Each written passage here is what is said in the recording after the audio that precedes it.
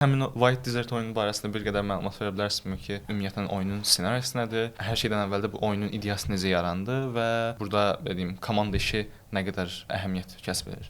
2021-ci ilin sonlarında mobil oyundan biz hyper casual oyunların artıq tendensiyası ölmək üzrə idi. Komanda formasında qərara verdik ki, biz yeni bir proyekt üstündə işləməliyik, hansı ki bizi daha irəliyə apara bilər. White Desert əslində həqiqi bir lokasiya var Misirdə. Qumluq səhranın ortasında ağ kristallar yaranan bir ərazi var. Onun adı White Desertdir. Biz də adını oradan ilhamlanıb götürmüşük və oyunumuz səhrada, Misirdə gedir. Dünya neçəncisi dünya savaşından sonra gələcəkdə olur. Yəni mutasiyaya uğramış insanlar, heyvanlar, onlara qarşı mübarizə. Bu oyun 5 saatlıq bir oyun olacaq. Missiyalardan ibarət, yəni missiyaları oyunçumuz single player olaraq missiyalarını keçəcək. Bu oyunun ssenarisini komanda formasında 6 ay ərzində birlikdə oturub yazmışıq, fikirləşmişik, düşünmüşük hər etapını, hər döngəsini, hər missiyasını. Bəli, burada böyük bir komanda işi var. Yəni bu tək